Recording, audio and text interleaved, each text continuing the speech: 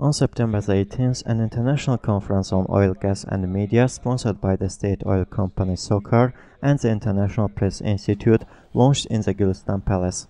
The forum involved 90 media workers from 27 countries, writing on the subject of energy. The head of the Socio-Political Department of the Presidential Administration, Ali Hasanov, read out greetings to the participants on behalf of the Azerbaijani President Ilham Aliyev. The executive director of the International Press Institute, Alison Bethel McKenzie, said in her speech that in countries with transition to democracy, there are cases of harassment of journalists. These days we have received information about the detention of journalists in front of the presidential administration in Baku, she said.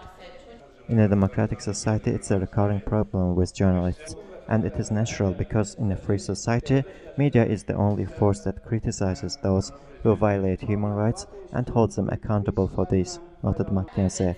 Energy Minister Natik Aliyev spoke about Azerbaijan's success in the field of oil and gas, construction of new pipelines and gas fields. The minister disapproved of severe criticisms. During the 90s, 2 foreign journalists and 8 local media workers were murdered in Azerbaijan. Let's be honest, compared to that time, Azerbaijan has made a significant progress.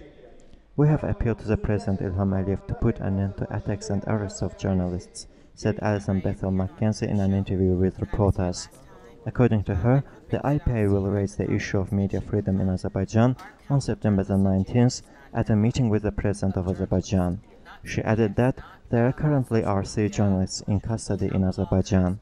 Being told that there are 8 imprisoned journalists in Azerbaijan, McKenzie said, "If it is really the case, give evidence to convince us." McKenzie also touched upon the recent detention of journalists in front of the presidential administration. "We are very concerned about this case." IRFS chairman Emin Hüseyinov regretted that compared to wide discussions around foreign press, the conference gave little attention to the state of local media, ignoring the harassment, murder and physical attacks to journalists in Azerbaijan. Subject of discussion in today's conference is the press freedom. You touched the press freedom issues in the USA, Germany and Russia, but you spoke little about the state of media in Azerbaijan. Are you not aware of your partner organization's statements on murders, harassments and politically motivated arrests of journalists in Azerbaijan? For example, recently employees of the state oil company of Azerbaijan Republic assaulted and brutally beat our correspondent while he was performing his professional duties. How do you think, is it right to pass silently over the media issues in such a country? Thank you. Over 60 years has been organizing both congresses and conferences that are international in scope. That's the case with this conference. That doesn't, of course, mean that one shouldn't feel free to discuss the media situation in the country in which the conference is being held, despite the international scope of the conference. I should note that an invitation to serve as a panelist was extended to Mr. Abbasov, and he declined. We made a point of seeking to ensure representation from independent and critical Azerbaijani journalists in this room as well. In fact, I think that that we're hearing from you is something that is very important. Likewise, the Executive Director of the International Press Institute, in her opening remarks this morning, made a specific reference to Azerbaijan and to the need for action on a number of serious challenges. It has been IPI's policy in the more than 6 decades that it's spent defending press freedom around the world to condemn where necessary. And in fact, if you look at our website and you look up our condemnations of developments that have occurred in Azerbaijan over recent years, you will see that we do follow the situation in Azerbaijan very closely, and where we feel it is necessary, we will issue a vociferous condemnation.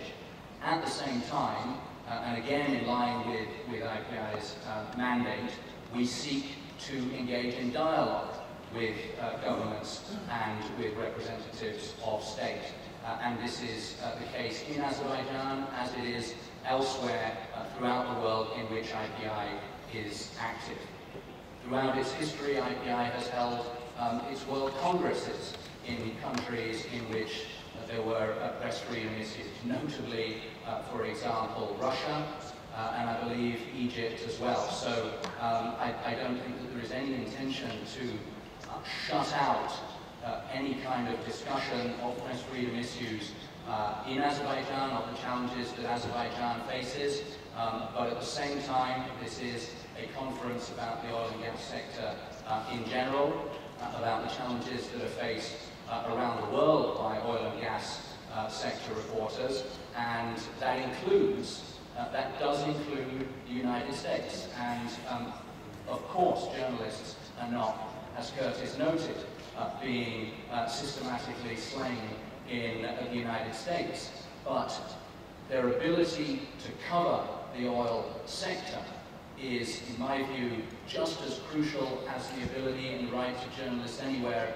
to cover the oil and gas sectors in their respective countries. But of course, as I've noted, we are not seeking to exclude discussion of the press freedom situation in Azerbaijan, as was made evident by the opening remarks, our comments here.